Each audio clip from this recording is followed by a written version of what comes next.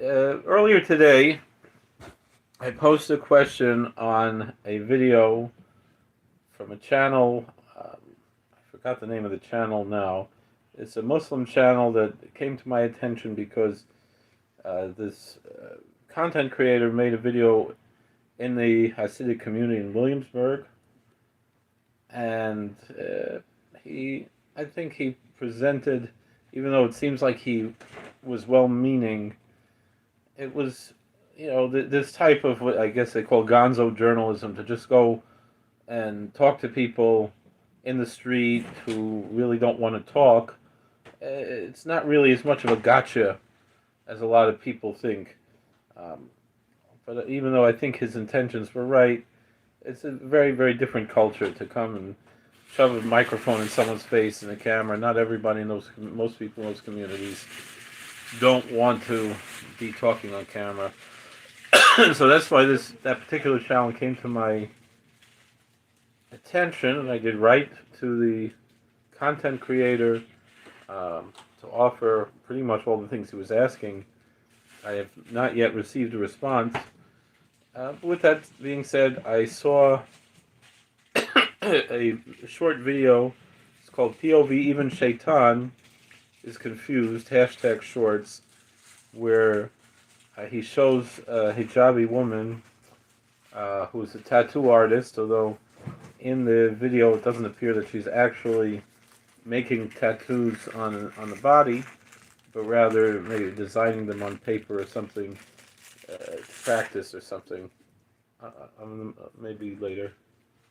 So I asked, are tattoos haram, which is the Arabic word for forbidden, which is actually a cognate of the Hebrew cherem, which is also ban, or we use it sometimes for excommunication. And so then I explained they're forbidden in Judaism. I have heard different opinions in Islam.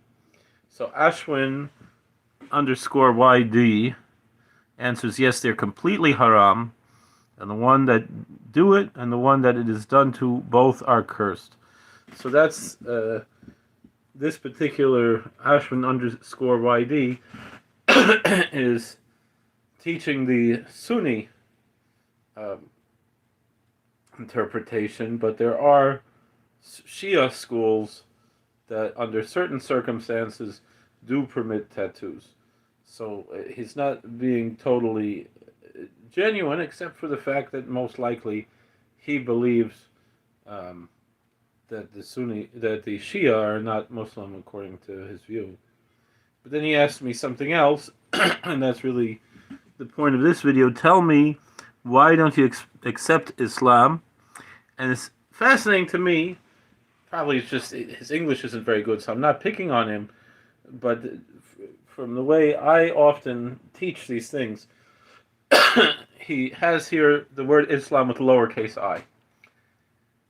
And I want to venture to say, and I've taught like this for years, just like there's a word Catholic, right? And the Catholic with the capital C is generally understood to be the Roman Catholic Church, although there are other churches that do call themselves Catholic.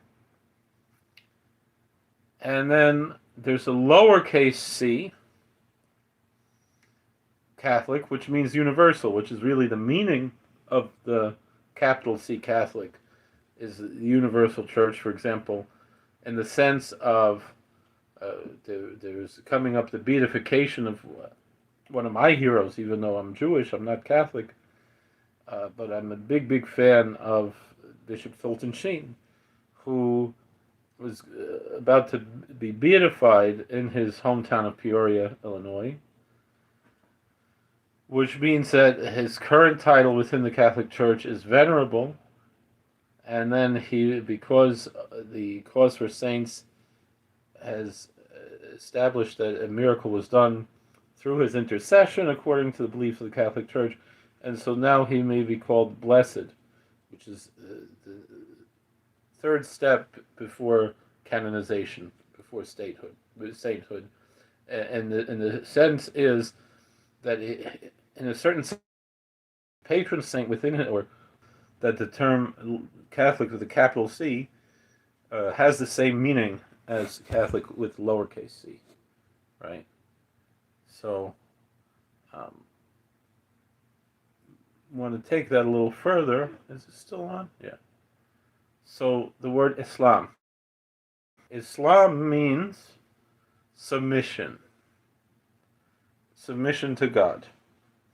So if you're going to ask me why don't I accept Islam and with a lowercase I, my answer is I do accept Islam with lowercase I. I am a Muslim with a lowercase m, meaning I am a person who submits to God. However, I do not accept Muhammad as the Rasul. I follow Musa, Moses, Moshe Rabbeinu, as what the Muslims would call the Rasul, the messenger of God who brought down the Sharia, meaning my Ummah, the Yahud, the Israel, as they would call them, or the Yehudim, the Bnei Yisrael, as we say in Lashon HaKodesh, in the Holy Language. We are the students of Moshe Rabbeinu, of the Rasul Musa. And so we submit to God through the religion that was revealed to our Ummah, to our nation, to our community, which is, and that the Torah, that what they call in Arabic the Torah, the Torah that Moses received from God at Sinai. Now, if you want to capitalize the word Islam to mean the religion that's currently called Islam, which non-Muslims for centuries would refer to as the Mohammedan faith, not because anybody believes that Muslims worship Muhammad, but because he is the founder of that faith, and he is the teacher of that ummah, of his ummah, of his community, and the messenger of his community. And so the Muslims believe that he is the greatest of the prophets and the last of the prophets, which is why, for example, they reject the Baha'i faith, which came out of Islam, but claimed a new prophet. And so therefore they would be considered to be kuffar according to Islam. They'd be considered heretics. Now, if you really want to know the truth, why do I not accept the Mohammedan faith? It's quite simple. So, when Moshe Rabbeinu received the Torah, Musa, the Rasul Musa, his revelation was not, first of all, was not by an angel. It was not, and he was not alone.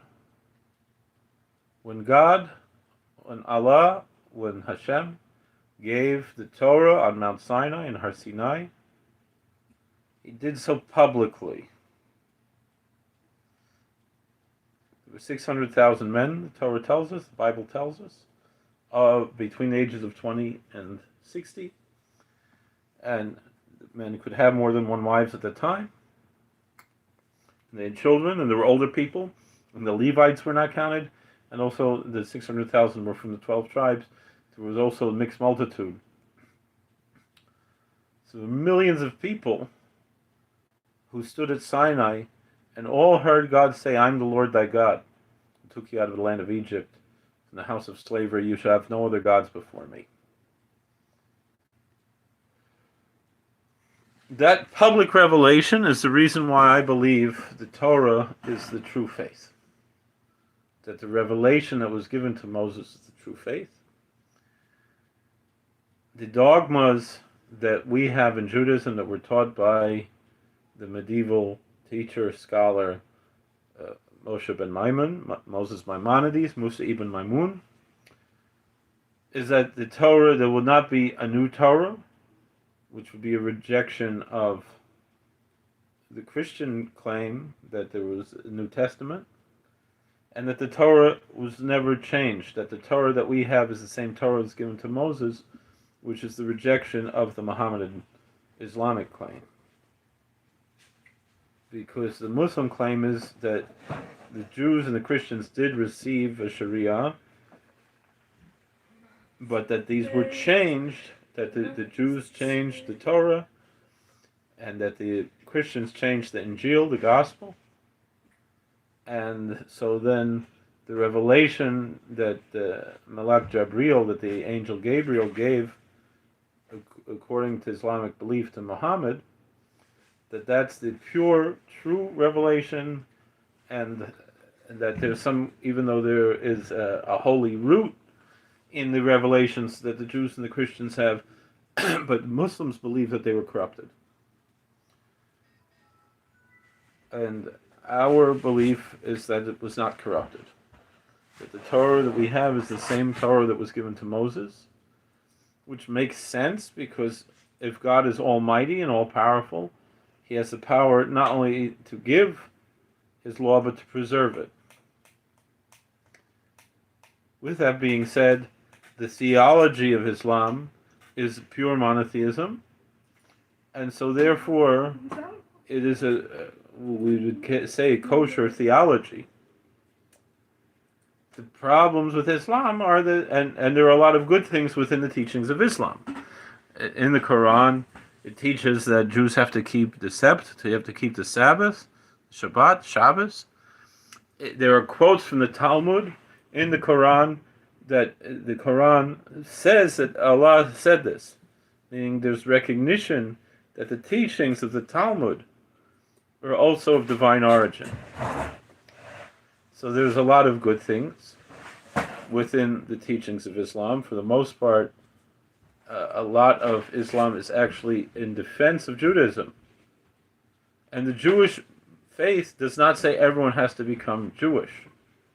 The Jewish faith says if someone is not born Jewish, they have a choice whether they want to convert to Judaism or they want to keep the 7 laws of Noah. And so there is the option, there's no requirement for conversion. There's the option to convert, but no requirement to do so. As opposed to Christianity and Islam, which both believe that the whole world has to accept their faiths, which I can understand why that's part of those religions.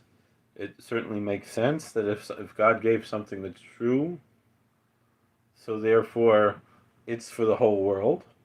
However, even in Christianity, for example, the more traditional forms of Christianity have priesthood and have men and women who take oaths. And it's recognized that not everyone needs to be a priest. Not everyone needs to be a monk. Not everyone needs to be a nun. Not everyone needs to be a bishop. And so therefore these are, and yet there are these offices within the traditional Christian churches. And the reason why I bring that up is the Bible, the Torah, tells us that the Israelites are a kingdom of priests and a holy nation. Meaning that our priesthood, the laity, not that we're better than anyone else, but we have more obligations. Just like in the Catholic Church, a priest doesn't get married, and priest has certain laws that apply to him that do not apply to the lay people. So to Judaism, because we are a kingdom of priests, we have the laity that we are to minister to by teaching monotheism and teaching ethics to the whole world and encouraging ethical monotheism to the whole world. So that's basically the role of the Jewish people is to be a kingdom of priests. And so therefore we have different laws like the Sabbath and the kosher and prayers and so forth, the holidays that other people are not bound to, according to our beliefs. And one can share the faith of the Torah without accepting the religion of Judaism.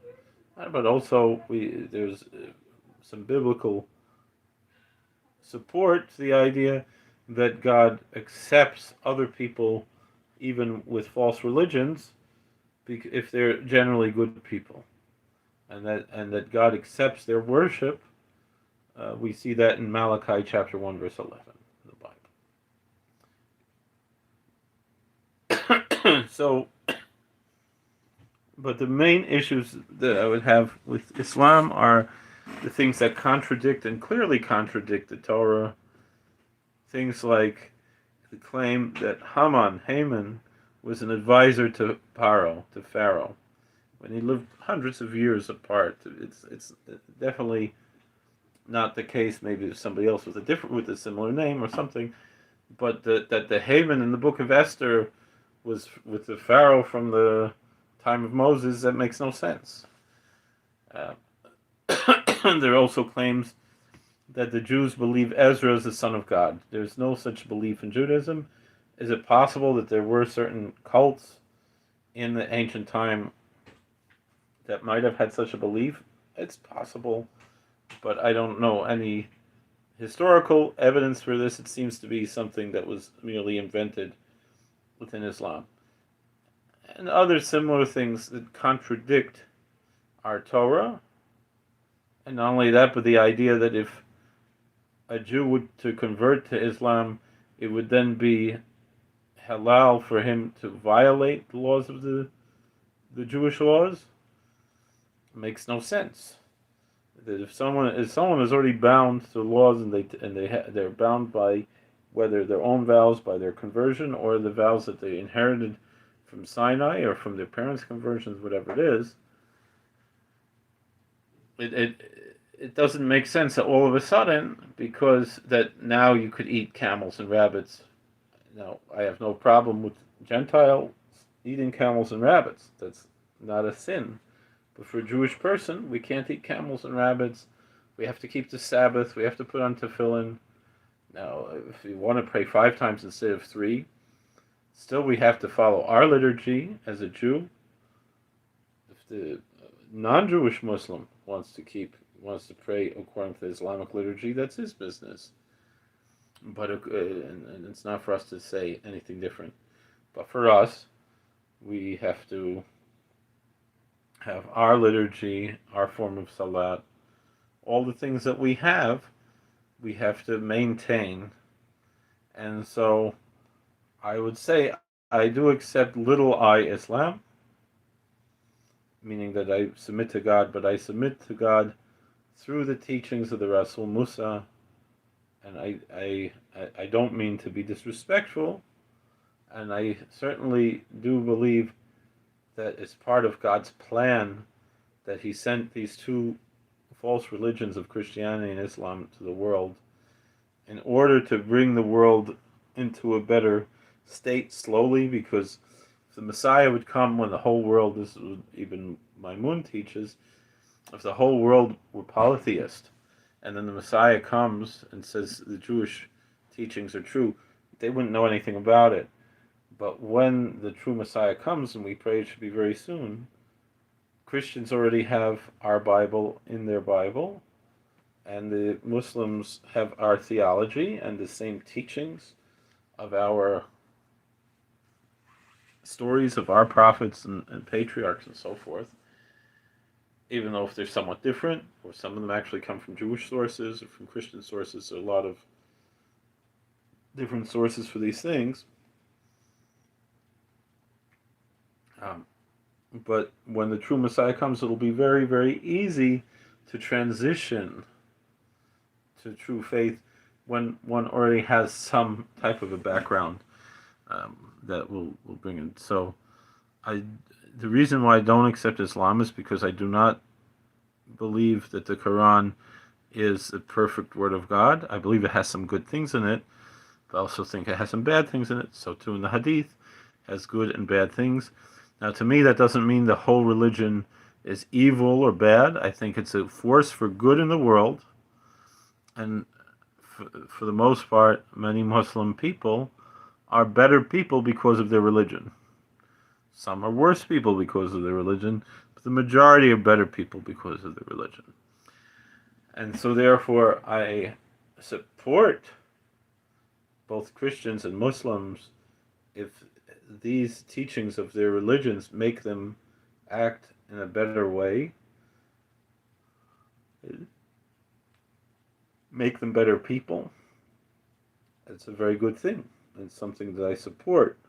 But as for me and my house, we follow the Lord. We have the Torah. We have the teachings of our sages. We have what we know to be true, not just by blind faith, but by the most clear, logical apologetics in the world. And I don't care whether you believe it or not, because I'm also comfortable enough in my own faith, and I'm secure enough in my own faith, I don't need to go around converting everybody. I'm more than happy to welcome people who want to convert, as I've welcomed dozens of people under the wings of God's presence, metaphorically. But